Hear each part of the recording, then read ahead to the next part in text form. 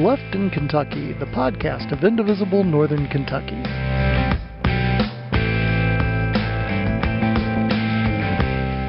And welcome back to Left in Kentucky for a special episode this week. We have with us normally our normal folks, Miss Amy Ferguson. Now, normal, that nomenclature, I don't know is going to work today, but yeah. I am Amy Ferguson.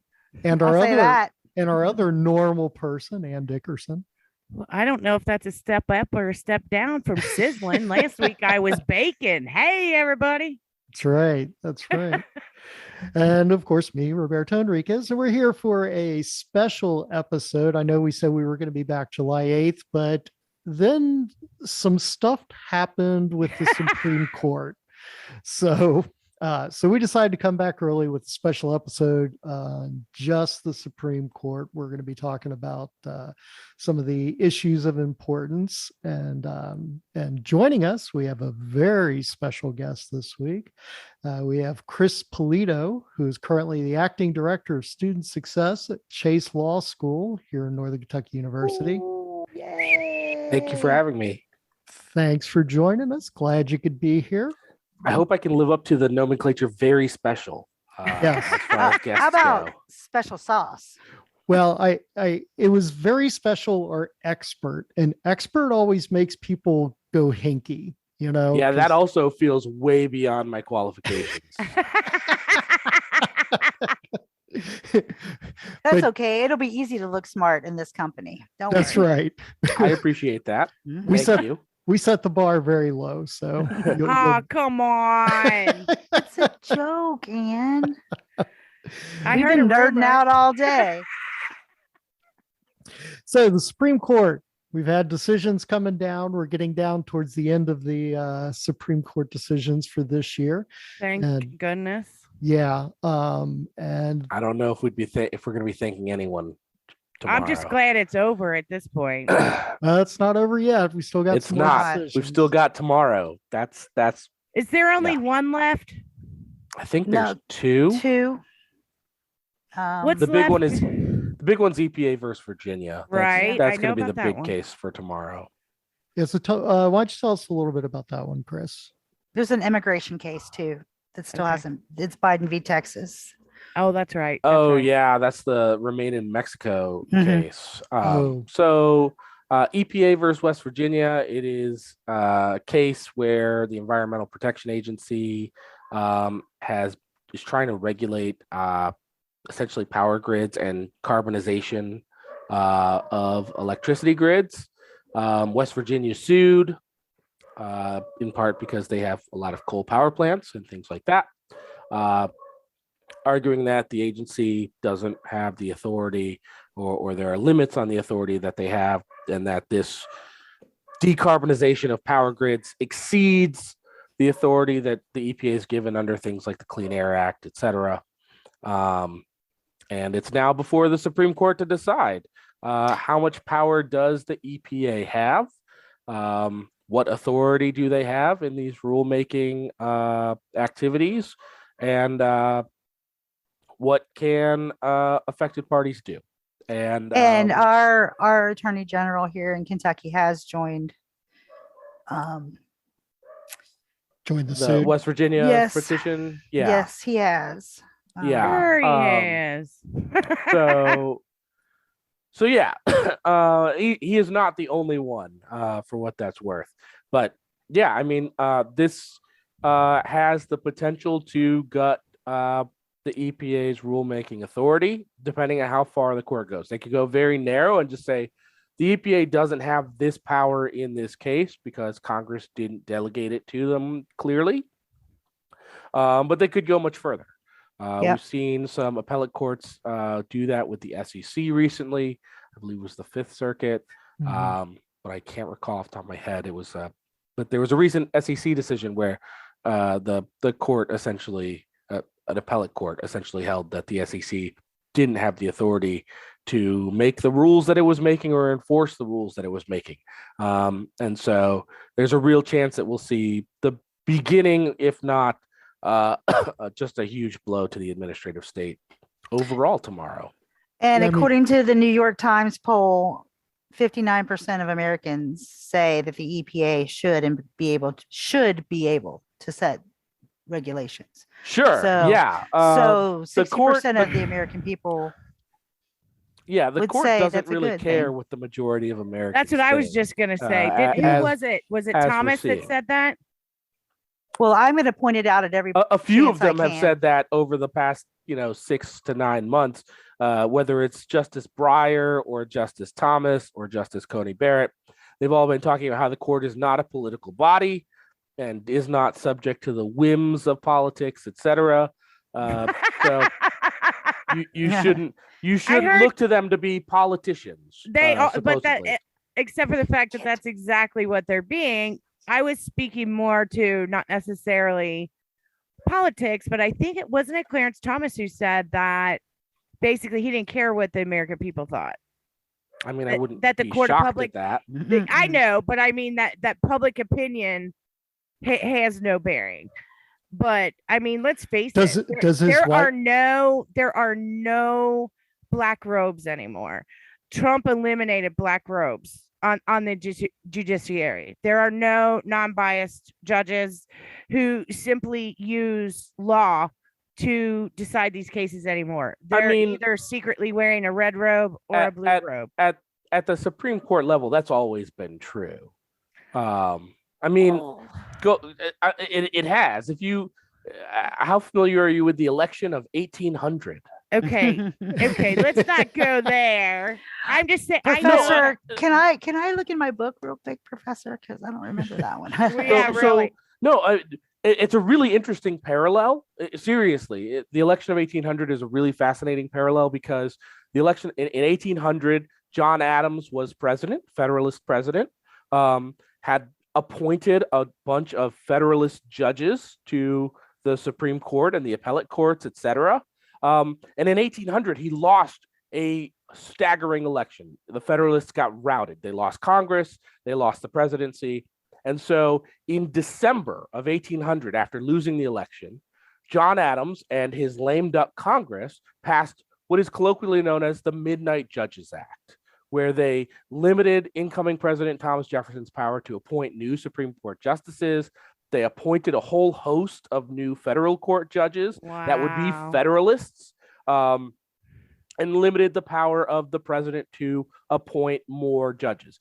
And the Federalists, that then gets challenged because Thomas Jefferson doesn't give John Marbury, I believe it was John Marbury, his Marbury versus Madison. Yeah, this is the case that leads to Marbury versus Madison, is that Jefferson just kind of ignores this and doesn't give one of these commissions to one of these judges.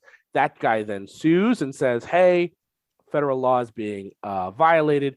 And at that point, the Supreme Court nullified the Midnight Judges Act. Said Congress didn't have the authority to pass that law under the U.S. Constitution. But it was an extremely political case. That's what it was. It was the Supreme Court taking power for itself. But I mean, that been cases, but whether it's that or you look at Dred Scott, you look at Bush v. Gore, you look at Plessy versus Ferguson. These are all politically minded decisions.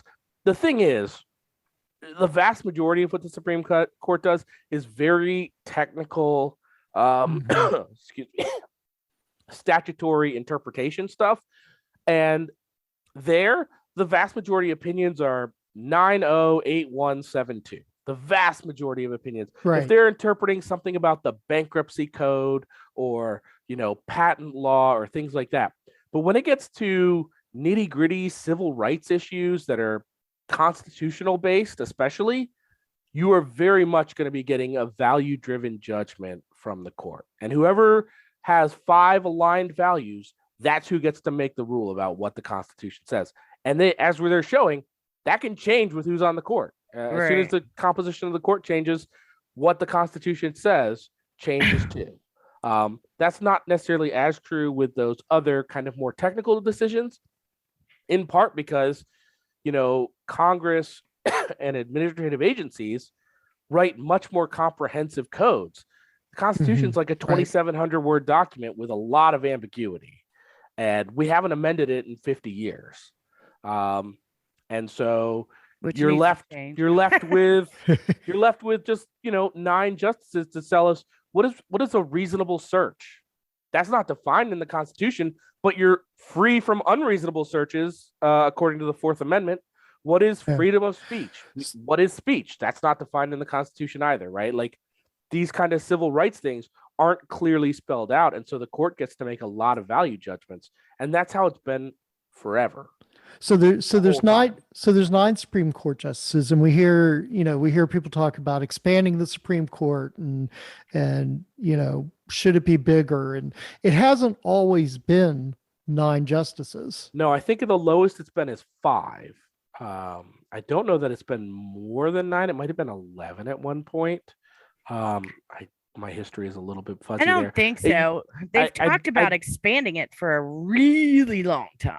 Sure, absolutely. It used to be based on the number of federal circuits there are, which I believe now there are 13. Yeah, the DC circuit plus 12 Which is why we circuits. need 13 on the court. Which is, there's an argument to be had that we should have 13 justices. Before we started recording, I was telling Roberto that the number of cases the court hears on a yearly basis has been declining on a pretty steady base, which means that less people are getting in front of the court. So, I mean, I'd be for expanding the court just to hear more cases, if nothing else. But yeah, I mean, that is something that people have talked about. So in these decisions, obviously the big decision that came down that last week was the overturning Roe v. Wade, and I mean, that was one of the big decisions. Sure. Yeah. Dobbs. The other big one from last week that I would mention is New York State Rifle and Pistol Association, which came out the day before Dobbs, Right. which overturned New York's concealed carry law and read into the Constitution a right to concealed carry as a fundamental constitutional right, which had not historically been the case. Yeah. What's interesting about that to me when you're comparing the two of those is and Amy, please don't kill me if I'm stepping on your toes, because we both have the same thoughts.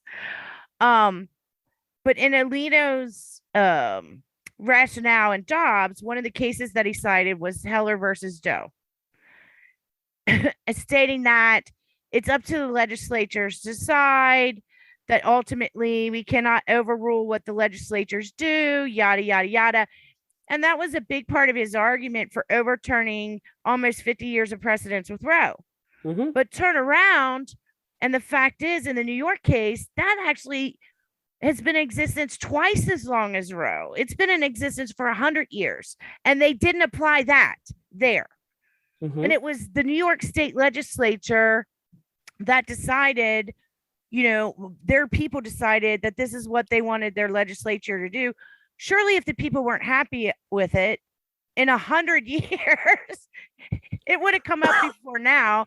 And it's like they waited for the stars to align to get the court that they wanted to go in and fight against this thing. And then they didn't even apply the same case law in the same way. So that just blows my mind. Yeah. So as I said at the beginning, I mean, I'm a legal realist. I don't tend to engage the sophistry. My position is essentially, as I said earlier, a lot of what these folks are doing are value judgments, and we've got it's a legislature of 9 people, and if you get 5 of them to agree, that's what the law is. You're absolutely right. So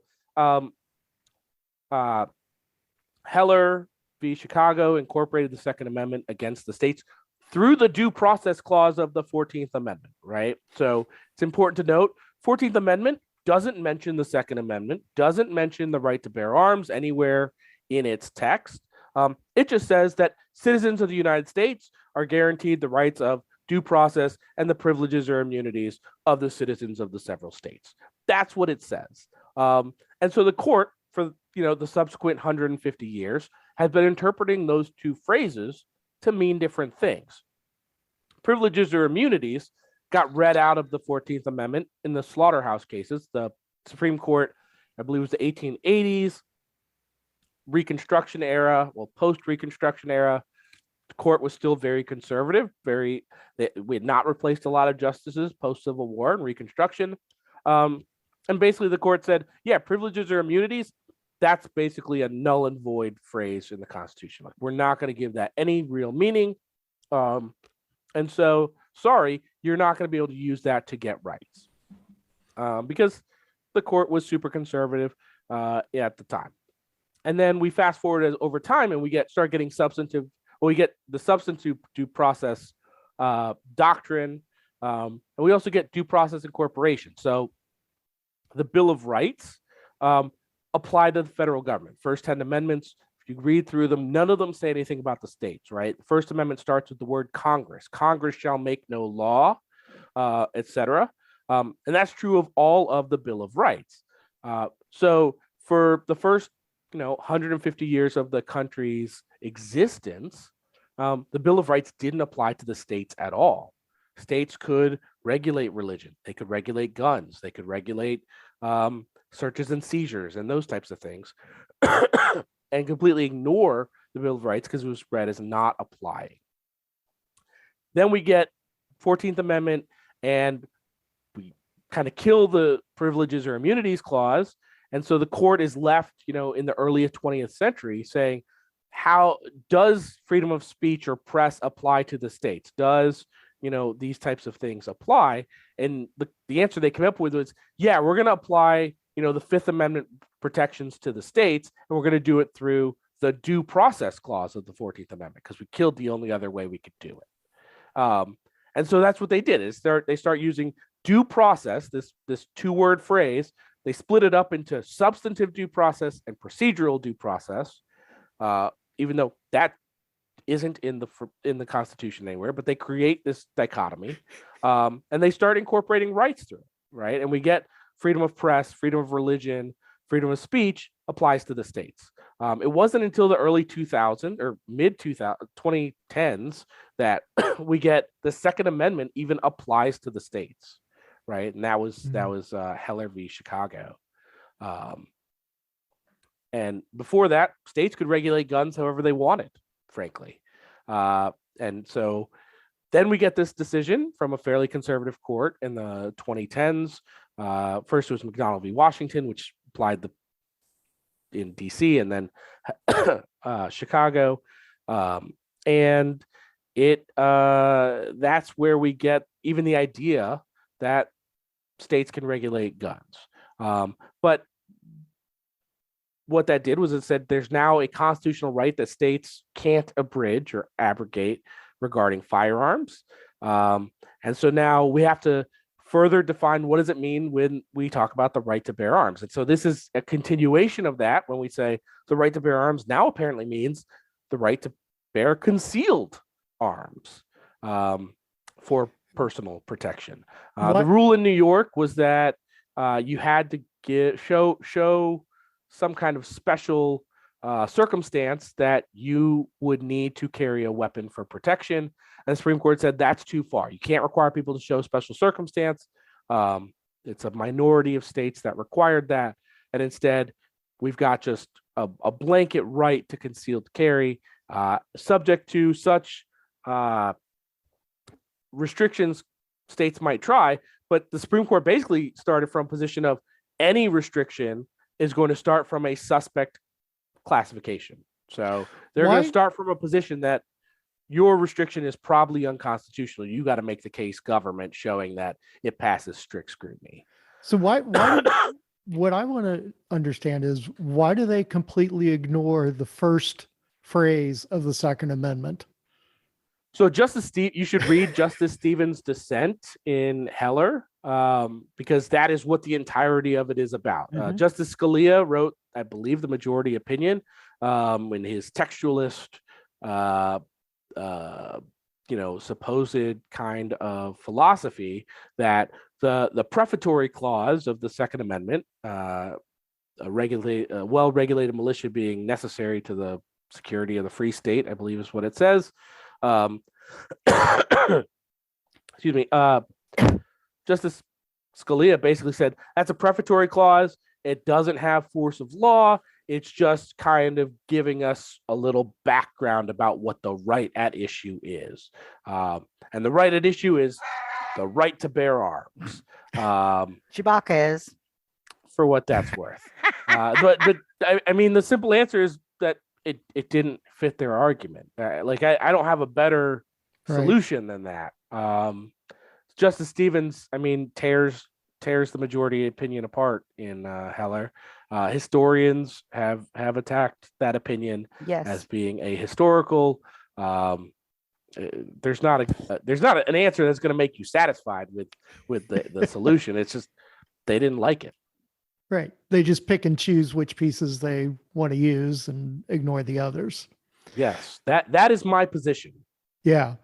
And what in the I know in the Dobbs case, what's really super concerning there to a lot of people is Clarence Thomas's concurrence, where he talks about this means we need to look at all of these other cases and these other situations that are based on this due process idea.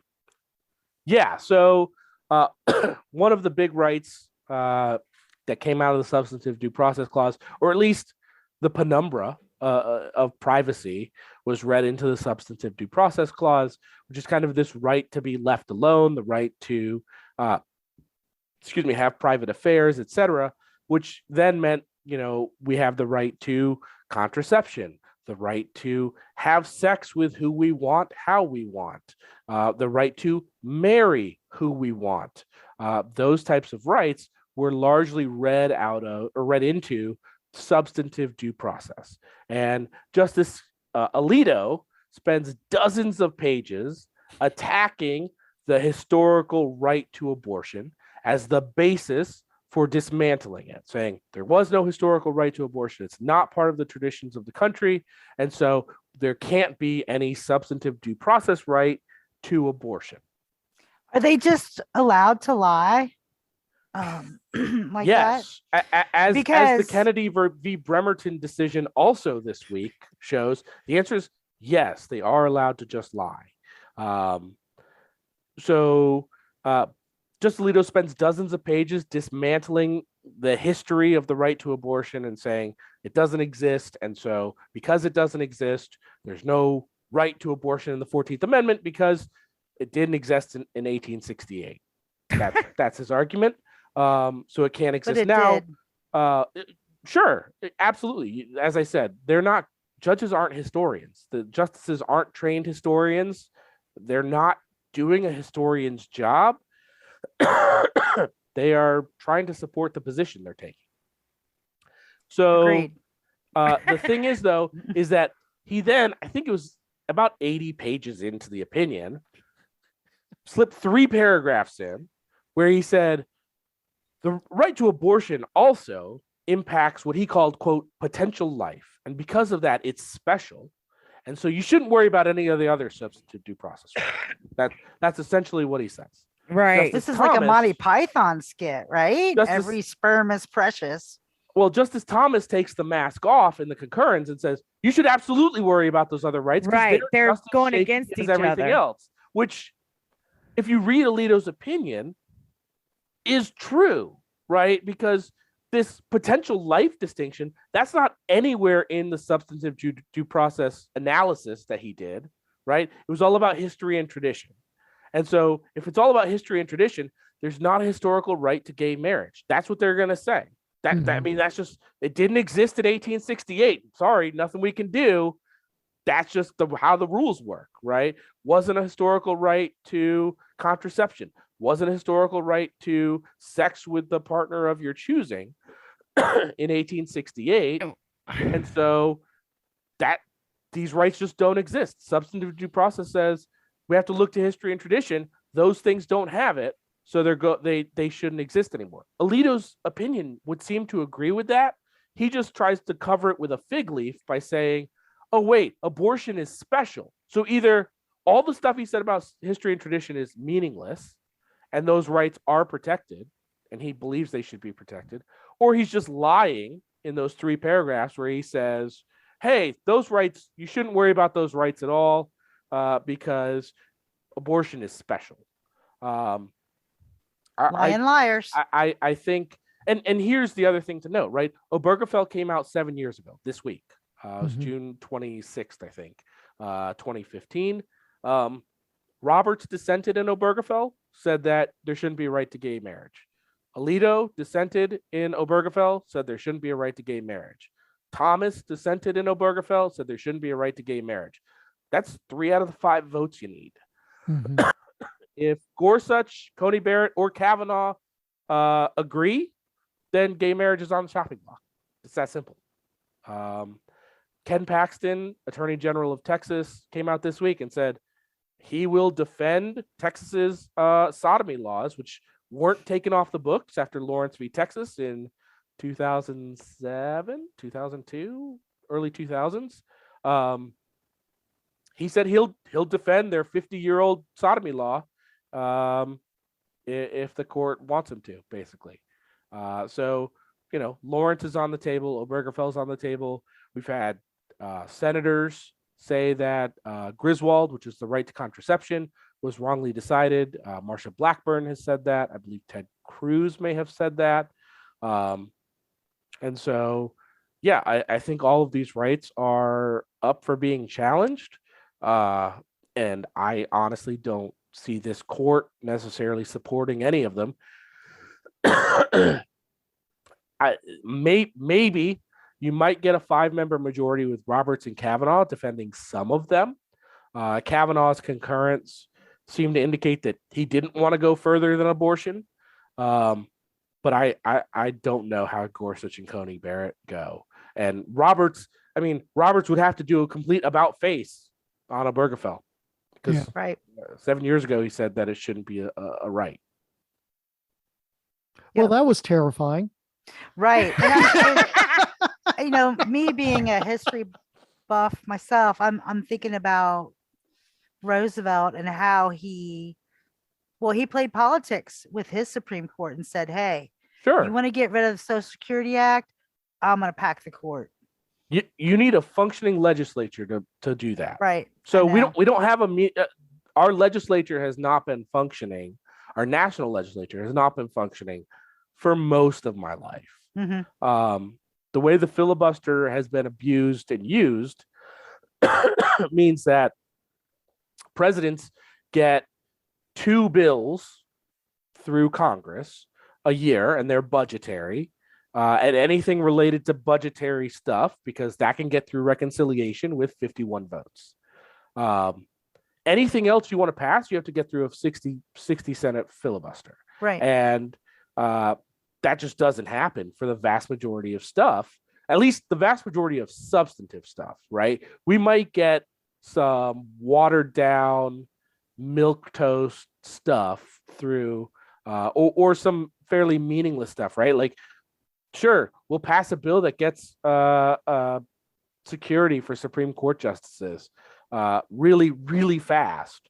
But that's not going to affect the majority of Americans. But if you want to pass something like Build Back Better, or you want to pass something like gun control, or you want to pass something like crime reform or criminal justice reform, or any of this other stuff, you got to get 60 senators. And that's just not a thing that happens. And to have the legislature make a check on the Supreme Court, theoretically, Supreme Court justices can be impeached, but you need 67 senators to remove one. And then you're not going to get 67 senators from either party to agree to remove a Supreme Court justice. You're not going to get them to agree to do anything. Even though and the thing about that is, even though they are recorded on tape for everybody to see perjuring themselves. Well, so they didn't, right? They said they did lawyer stuff, right? I was a criminal defense lawyer for a long time. I'm very familiar with this stuff. You say stuff that sounds substantive, right? You might say, I recognize that Roe is very important precedent. That's not a promise not to overturn it. That's not a promise to respect it. That's not a promise to keep it in place. But that's the kind of stuff they said. They're like, yeah, Roe is definitely precedent, and precedent is important. Roe is an important precedent. Like, you can say all of those phrases and not you haven't actually said you're not going to do the thing, right? And they're not supposed to say how they're going to rule in future cases. So that's the other thing. You just say, like, I'm not supposed to say how I'm going to be ruling in future cases. I can't predict how that's going to happen. And that's allowed, right? And so they didn't quite purge it. Like, I've reviewed some of their statements. I haven't reviewed all their confirmation hearings, but I'd be shocked if any of them actually firmly stated, I will not vote to overturn Roe. They're smart enough lawyers to not do that. I got it. They didn't do that. Oh God, that makes me want to vomit even more. So I mean, that's what they did. That's how it works at these confirmation hearings. And so it is what it is.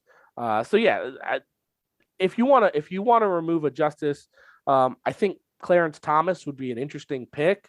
I think there are some interesting, more credible allegations against him. Absolutely. Regarding his wife fundraising and financing from people who have issues before the court, not disclosing those things, etc. But the key thing to remember is impeachment occurs for any of these people for, quote, high crimes and misdemeanors, another phrase that's not defined in the Constitution.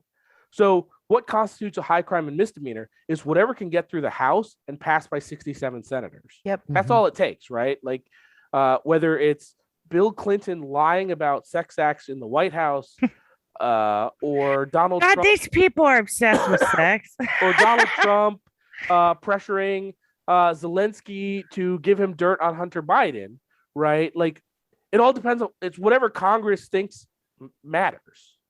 So, like, again, if you have a functioning legislature, you can put pressure on the Supreme Court because the Congress can codify Roe.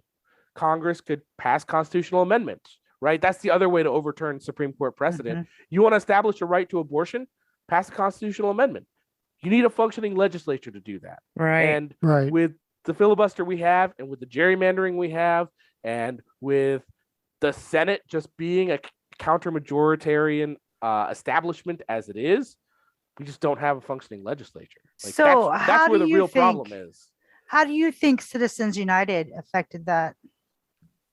I mean, I think it just amplifies the problems that existed, frankly. I mean, whoever has the most money wins most of the races. Right. And Citizens United opened the floodgates. Right. I mean, they were already open a little ways, but it just opened the floodgates. And so it just amplifies the problem even more. So so moving on to kind of some of the other cases that have come out this session that you think might have been drowned out or of interest. Is there any other cases that you think this session that have been interesting? I mean, there's always cases that are interesting. As a I was a public defender, as I mentioned. So I'm always interested in the crime and crime adjacent cases, 4th, 5th, 6th Amendment stuff. There was a Vega v. Tico. Vega v. Tico came out a couple weeks ago, I think. Decided June 23rd, so just a week ago now. I've seen a lot of people getting the holding of this case wrong, so I definitely want to make sure that people understand what the holding is. This was the 5th Amendment case. A man was arrested, gave statements that were violated his Miranda warnings. Ooh, I'm glad you're bringing this up.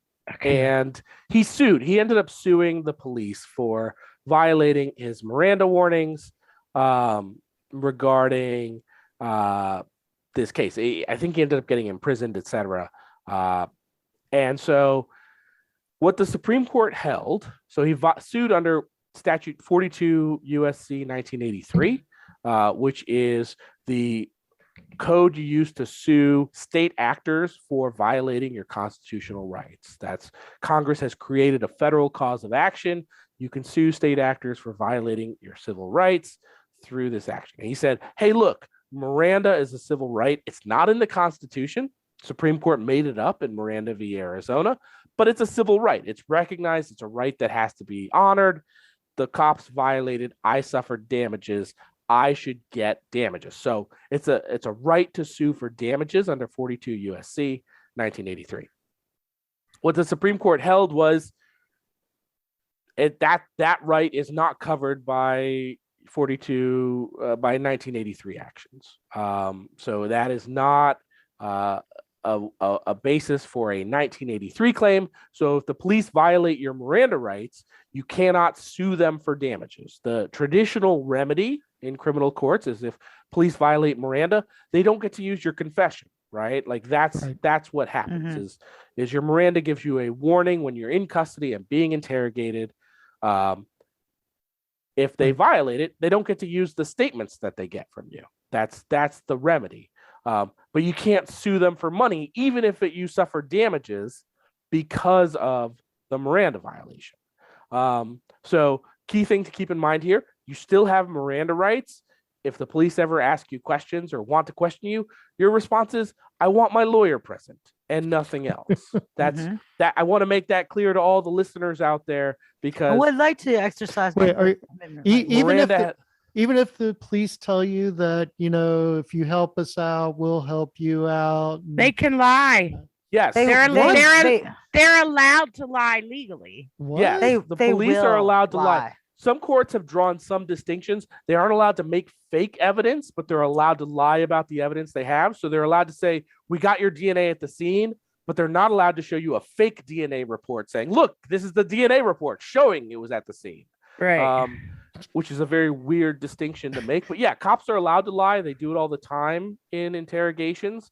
And your best bet, if you're getting questioned, the thing I tell everyone, I tell my family this, I tell my friends this, tell my clients this, unless you called 911, if the cops come to talk to you, you want a lawyer. It's that simple. It's very simple. That will end all discussions until you have your lawyer present. And then you can, use your lawyer to talk to the right. police. And at that point, it's up to the police to decide whether or not it's worth it to pursue the discussion that they wanted to have with you. Yeah, exactly. So a lot of times, so Miranda only applies if you're in custody and being questioned, right? And so a lot of times police will put someone into custody and say, hey, if you don't talk to us, we're going to arrest you or whatever.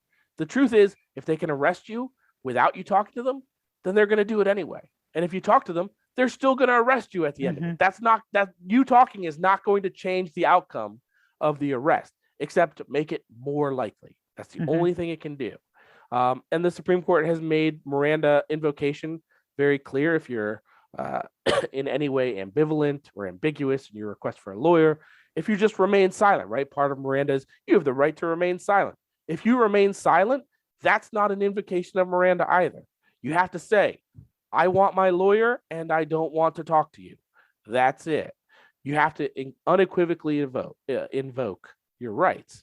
Now, the reason I found this case interesting is because Justice Thomas, for a long time, Justice Thomas was in the majority on this opinion, right? It was a 6-3 opinion, 6 conservatives versus 3 liberals.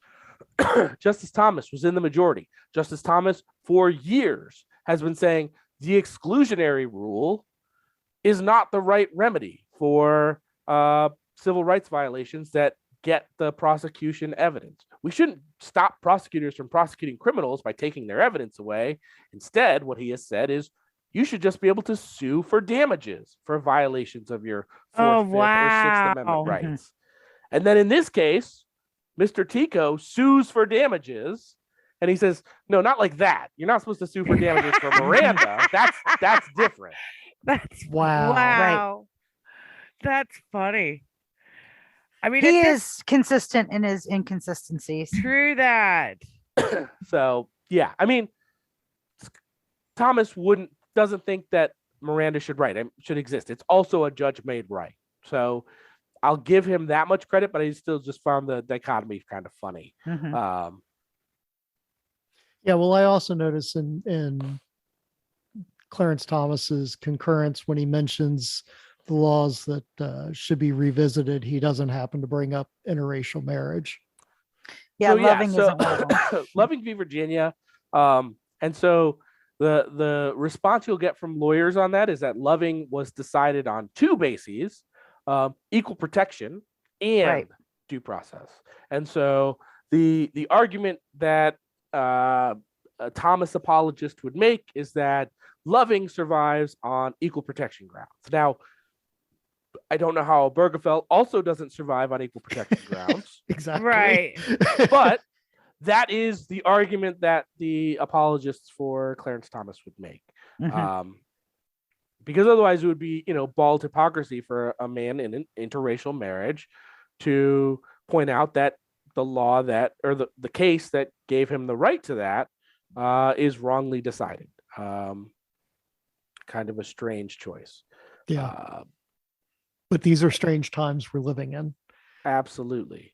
So yeah. So So where the do we, other oh, go ahead. no, go for it. No, I was just going to ask what else, anything else of interest that may have gotten missed? Well, there was another Bivens case on the docket this year, Egbert v. Boole. This is so Bivens was a case from 1971. So 1983 allows you to suit state actors. There's not a 1983 action for federal agents.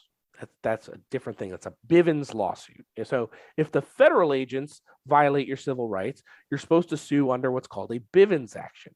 Bivens was a case from 1971 where the court held that you could seek monetary damages against federal agents for violating your civil rights. And since that case in 1971, the court has consistently narrowed that opinion down to now it's basically, unless your name is Webster Bivens and you're specifically assaulted by 6 federal DEA agents, you probably can't sue for damages. That's oddly specific. Some cases that's- are very specific. I'm changing my name. Right. Yeah. So basically, the facts of the case: Robert Boole owned a place, bed and breakfast in Washington.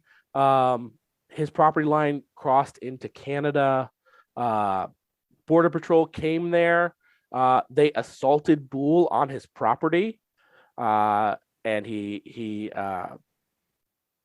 sued them for assault, basically, right? That they violated his civil rights. And basically, the Supreme Court says Bivens applied to, quote, federal narcotics agents, which I'm not even sure that's an agency that exists now since 1971. But it doesn't apply to Border Patrol. Border Patrol is special because there's national security interests involved in protecting the border. And so if you get assaulted by Border Patrol agents, sorry. Sovereign immunity says that you can't sue the government. So that's just too bad for you. And what they do, and this is a common theme in a lot of opinions over the past few years, is they say, look, Congress could really fix this problem if they wanted to. That's the solution they point If to. they could say, pass I hear the that a law. lot. They just say, look, Congress could they passed 1983 as part of, I think that was passed with like the Civil Rights Act era. Mhm. They could pass a similar law giving you the right to sue federal agents. They just got to pass a law. Congress just has to pass a law giving people the right to sue federal agents. I think we just found the one thing that we could probably get agreement from Thomas Massey on. Yeah. What? I don't know about that. I'd be shocked if Thomas Massey would want to let people sue federal agents. Maybe. He's all about get them government boys off my property now Well, maybe. and I out mean, my business. maybe. Might be worth going to him to see if he'll sponsor a bill. We that's have libertarians that are coming out against this He's all Dobbs about case. smaller government. He's all about that's the whole reason they got to have their stockpile of guns is because they're going to stand in a row with all their AR-15s and whatever they are. I'm not familiar. I don't want to be familiar with guns, but they're all lined up with all their guns and they're going to fight the big government tanks and the drones and everything else. Yeah, there's 0% chance that because it's all citizenry about could take government on tyranny. take on the U.S. military. No. It would be hard for Anyone. armed citizens to take on U.S. police forces. I mean, the Yeah. U.S. police is something like the 5th largest army in the world or something insane. Yeah, Yeah, I got a And- tractor. the militarization of the police, that's a whole nother episode. Oh, yeah. Absolutely. Yeah. One of the Happy to talk police about that station- sometime. One of the police stations in Boone County has a tank. I know that. Yeah. Oh, yeah. They Yeah. get mean- I got well, a tractor though. So President Obama stopped sending military equipment to the police, and President Trump undid that so that we could start sending body armor, armored vehicles, etc., to police agencies, automatic weapons, etc. You know. can So- we talk about so- the school prayer case? Oh, Yes. Kennedy The v. Bremerton. Kennedy? Yes. Yeah. Yeah. Because I'm looking at the polls asked on that earlier. one. You asked earlier if they could lie. The answer is yes. That case proves it. Right. That case absolutely proves it. The the American public is saying, you know what, we need that separation of church Not and all of it. state. Not all of it. Lauren Boebert was leading a group talking about how she thinks church should lead the government Oh, just geez. this Right. week. Yeah, wasn't she Right. also the one that said that, or I guess implied that if Jesus had an AR-15, he wouldn't have been murdered by the I government? believe that was her. Yes. Yeah. I had to watch that. I thought somebody was trolling me. I was like, that didn't happen. So Reminds but- me of that so graphic with Kennedy, Jesus on the Kennedy v. T-Rex. Bremerton, high school football coach, was a contract employee with the school district. He started leading prayers, I think first in the locker room and then on the 50-yard line after games. If you read the majority opinion, he was doing so privately, silently, at a time when Horseshit. other people were making restaurant reservations or phone calls and students were otherwise engaged. If you read the dissent, you don't even have to have reading skills. Justice Sotomayor included a photograph of Mhm. him standing at the 50-yard line holding a helmet with a circle of students around him in prayer. It's pretty clear kind of how things went. The case should have never gotten that far, so his contract wasn't renewed. He wasn't fired. They didn't terminate early or anything like that. His contract just wasn't renewed. He then moved to Florida. This was from Washington State, and he lives in Florida now. Like, he's not going to go get his job back or anything like that. Right. The case should have been kicked because there was no remedy, Right. frankly, but it wasn't because the court wants to bring prayer back, as far as I can tell, to public schools. Well, it's not just Um, right. It's not bringing prayer back. Prayer has never been That's ejected from absolutely public true. schools. They want to bring employee-led prayer right. back to public schools. Right. That's what I should say. I apologize. You're absolutely right. Prayer has never left public schools. Students are allowed to pray as much or as little as they wish, as are Absolutely. faculty and staff. Absolutely. It's just not allowed to be school led. And because Yeah. I remember when I was in elementary school, I'm old enough. I remember in the morning we had the Pledge of Allegiance and we had a school prayer Mhm. when I was in elementary school that was led by the principal over the loudspeaker. Sure. Sure. Really? I went Yes. to Catholic school, so of course we had that. But No, I was Sure. in public Sure. school. right. Yeah. Where was this? Alexandria. Oh my gosh. See, and when I Really? worked in Yeah. the schools, that was a no-no. You didn't prostatize to your students. You know, Right. that was a no-no. That was you don't, disallow them to do it, of course. Right. And Um, where this leads, right, is okay. Is it only Christian prayer? What I if mean, they can't make that distinction. They're not going to say only Christian prayer. well, No. but if they fall back on the tradition argument, there is a tradition in the United States going back of Christian prayers, but there's not a tradition going back of Muslim prayer or So, but it's a tradition to the right at issue. This isn't. I apologize. no, you're fine. This isn't the right to prayer, the right to prayer existed. So the right to Christian prayer. The thing is, this was an establishment case, right? So Congress shall make no law respecting an establishment of religion. The case, the prior case was Lemon, which created the Lemon test for whether or not a rule violated the establishment clause. And this overruled Lemon, just straight up.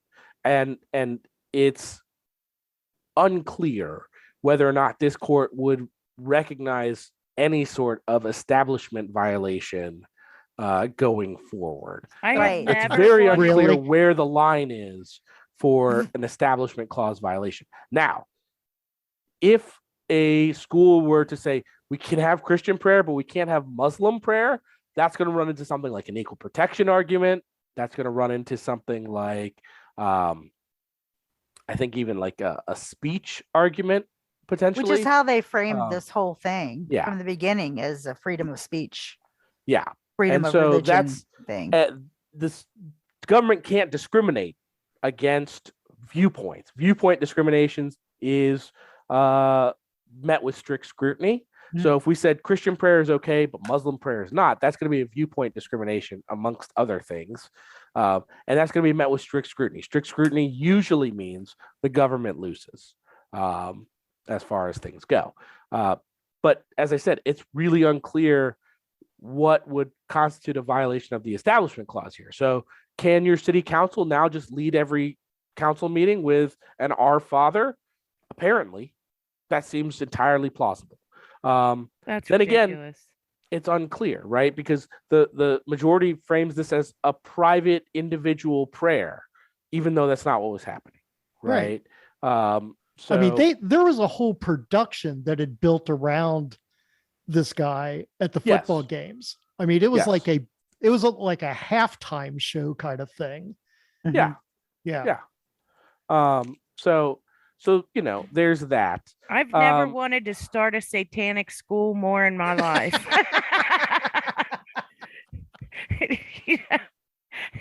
I mean, it's an option. all I got three a of building. all three of us are licensed teachers, Yes, we are.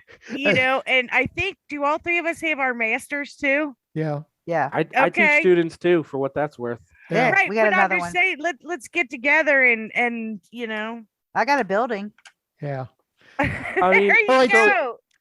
So It's good. going to be interesting to see where it goes. But at the same time, I mean, the establishment clause is getting read out of the Constitution, which Justice Thomas, in his prior opinions, he has said, like, the establishment clause shouldn't have been incorporated against the states. He thinks that states should be allowed to just have a state religion because at the founding, that's how it was. Maryland was a Catholic colony. Pennsylvania was a Quaker colony, right? And so, like, they had state religions, and that was totally okay. And so it would be okay now for Texas to just say, we're Baptist. You want to come to Texas? You got to deal with our Baptist laws. And Thomas would be totally cool with that because the First Amendment applies to Congress, and it's only through incorporation in the 14th Amendment that we get this application to the states. I don't know that any of the other justices would sign on to that, but this opinion seems to be a step in that direction. So Hopefully the pendulum will swing the other way Wow, sooner than that later. is so interesting. yeah. That so, is so interesting. So I guess the way we've fixed this is we just have to get a working, functioning Congress, Yeah. right? No, That's all we seriously. have to What are do. you smoking? Yeah. No, I mean, Yeah, it's true. The rule is puff puff pass. I don't know what the other solution is. Unless you just ignore the Supreme Court, which is a constitutional crisis in itself, right? Mhm. The president doesn't have the authority to just do whatever he wants. That's constitutional crisis. Right. So if you want to do this, you need a functioning legislature. Yep. Which means you need to reform the filibuster. You need to outlaw gerrymandering. You need to Get rid of Citizens United. take money out of politics, right? Publicly fund elections. Yeah. You do those things, we could probably get legislature functioning again. Chris, I got it. I'm going to do it all. So what? I mean, okay, so that, like, so but that's otherwise, July. I don't see a solution. I really, Right. honestly, don't see a solution outside of getting the Congress working again. So that's haven't- our July. What are we going to do in August? I got next week open still. If only. So I have a question, and is how to go about fixing all these things outside of what you've just listed. When you're talking about what laws or constitutional amendments to go after and things like that, it seems to me that the best first step to take, if you had to target one thing that you were going to do, it would be to go after the ERA with a new fire and fervor, because I don't think it just helps women. I think that it helps establish personhood, which we need. I mean, heck, Thomas may go all the way back and rip out the 13th Amendment. Who knows what he's willing to do? But we need to establish that all people are created equal, not just white men. And it just seems like in stripping these individual rights away, that's basically what they're saying. They've already said that we're second-class citizens, as far as I'm concerned. Sure. I mean, the place I would start is the filibuster, frankly, because so you don't have nothing gets through the 60 Senate vote. without a filibuster. Right. I mean, and I'm okay with rolling it back to the old school filibuster, Where you actually had to where you have to hold the stand up- floor. Yeah. I think if the filibuster should have a cost, right? Yep. Right now it's free. It's entirely free. Mitch McConnell once filibustered his own bill, Yeah. Yes, right? that was to funny. give an Yes. idea of how costless it is. It should have a cost. You should be on C-SPAN. It should be on the nightly news. Hey, look, Ted Cruz is on his third day filibustering the Equal Rights Amendment. Mhm.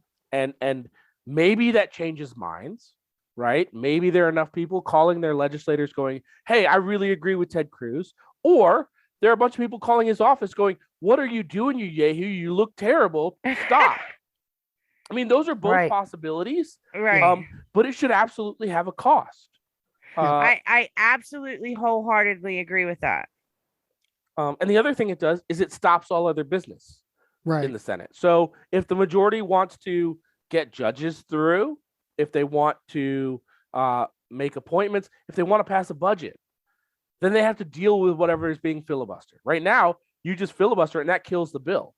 No Yep. one ever has to vote on cloture, right? Because no one has to call for a vote because of a multi-track system now. If you filibuster, it just goes into a black hole.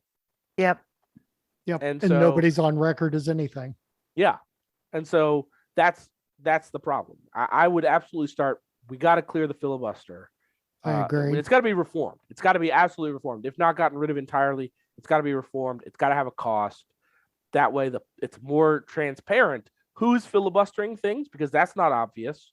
Right. Right. When things are being filibustered, and that there's a cost to do it, both physically and politically. And you're forcing them to make their argument too. I mean, yeah, maybe they're going to read Dr. Seuss books for an hour or whatever, but the purpose is to make your argument. So See, I don't And think I- you should be allowed to do that crap. I think your argument should be required to be germane to the bill. right. Sure. I mean, I'm if you want to hold the floor reading Dr. Seuss for 3 days, I'm fine with that. Because you're not allowed Frankly. to leave. You're not allowed to leave. Yeah, you don't get to go anywhere. It is a Yeah. physical toll as Yeah, you well as a can't- political one. What's the rule? What it used to be anyway, about like sitting down, you can't take a break unless you can. Yeah, you can't cede the floor. Right. So Right. you can't cede the floor, which means you can't leave the floor, and you can't let anyone else talk unless it's to ask you a question. I don't think any of us want to watch Ted Cruz peeing into a Mountain Dew jug like he's on a road trip. No, but I No, mean, I'm Are you not saying I talking haven't already for seen that. that? that's Come my on. point, though, right? Like, Right. that's what it would have to cost. Like, if you really feel strongly about the Equal Rights Amendment, then get ready to go on a marathon speech. Like, Yeah. that's your option. And it goes one of two ways. We've seen this. It can go one of two ways. You can get outpouring of support and things change, or you get an outpouring of people going, why is this Yahoo wasting Congress's time? And that also ends the filibuster, right? You get cloture, and then we get an actual vote on actual substantive laws. That would be where I'd go. I agree. All righty. Well, I think that's been a great discussion. Chris, you have to come back sometime and talk to us about more shenanigans. Happy to. We can talk about militarization of police sometime if you Let's do that. Yes, let's do or that. anything else, whatever. Immigration. We need a whole not an episode. area of my expertise, but happy to talk about it. So yeah, we're almost at the end of the session. A few more things that are coming up. The EPA could end tomorrow. Right. Yep, EPA, by the way, which was started by a Republican president, Richard Nixon. He did sign the law. Yeah, but it was a majority conservative court that passed Roe to begin with. Yep. So Roe was a compromise, right? That's part of the reason it was such a mess of an opinion. But Justice Gorsuch has hated the administrative state since he was a child.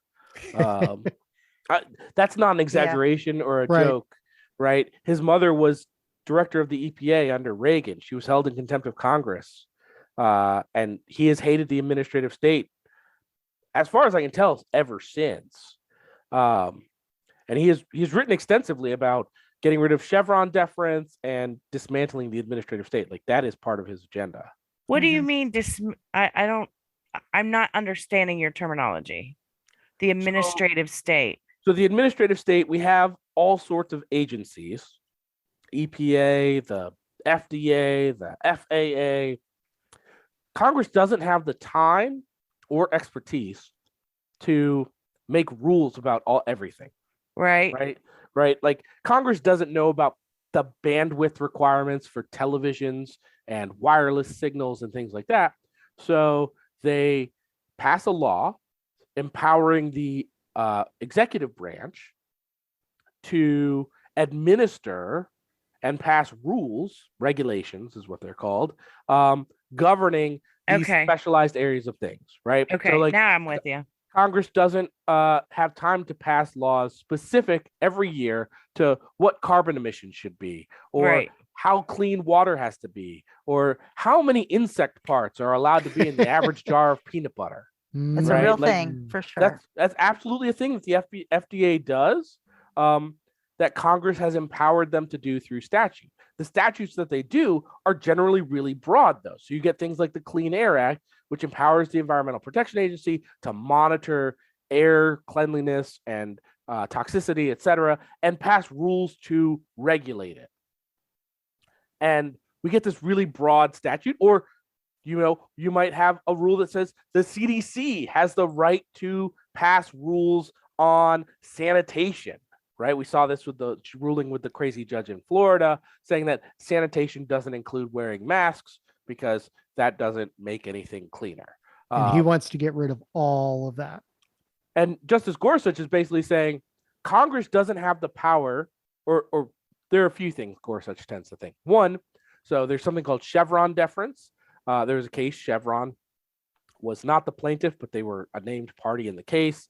And what that decided was that if Congress hasn't been clear on something, if the statute's ambiguous, whatever, then the expertise of that agency should be relied on by the courts. Courts should give deference to the agency interpretation of their statute. Right. Okay. Gorsuch doesn't like that. Gorsuch says courts shouldn't give deference to the experts. Courts should be making these decisions on what the statutes mean de novo, basically, with no regard to expertise. They can take that as under advisement, but they don't have to follow it. They don't have to give it any deference whatsoever. So that's one thing he wants. That sounds like a great idea. This all sounds like Massey. So the other thing, though, is that he also, to a degree, there's things like non-delegation, major question doctrines. There's all these different doctrines regarding the administrative state, which are all these agencies. But A big one is non-delegation, saying Congress doesn't have the authority to give some of this power to the states. That's what the SEC ruling was recently, which is also going to be going before, or at least it's going to be appealed up there. But basically, an appellate court said the SEC didn't have the authority to make the rules that it made under its empowering statute and or adjudicate the case, right? So this is something like saying, you know, the IRS can't make rules on taxes, and then if you don't pay taxes, can't fine you. They have to sue you in federal court. They have to go straight to federal court. They can't go through an administrative agency adjudication process. This would also be true under the Social Security Administration or any number of other administrative agencies that have adjudicatory processes. There's an argument amongst a certain conservative wing of the court that these agencies just shouldn't be empowered to do any of that stuff. Congress has to do it all. Remember, like, Congress could do this. Just Congress. That's how our government's set up. Congress makes the laws, the courts interpret them, and the executive carries them out. You can't let the executive make the laws or interpret the rules. That's just not something that can be delegated. So instead, we just have to have Congress do it all. Just let Congress figure it out. They'll absolutely get it done. Yeah. That's as I said. Look at how much work they get done now. That's an overarching theme throughout the cases. I mean, that was the case in the gerrymandering case. Justice Roberts said, "Sorry, this is a non-justiciable question. We can't get into this political question on whether or not gerrymandering is legal. Partisan gerrymandering, racial gerrymandering is illegal, but partisan gerrymandering, that's not in the Constitution." Honestly, you just got to look to your elected representatives. They'll totally take care of that if that's something people care about. Right. All Milk right. toast. And on that note, Yes, we need to go. Wow. Thank you, guys. Want to thank Chris for being with us this week. Yes. You Thank have you to so come much. back Thanks. very soon. Happy to come back. Thank you. And just for your last piece of edification, 225 insect fragments per 225 grams of macaroni is allowed. Hey, we'll be funny next time. All right. Until next week, this is Roberto Henriquez. Amy Ferguson. And Dickerson. Have a good Chris one. Polito.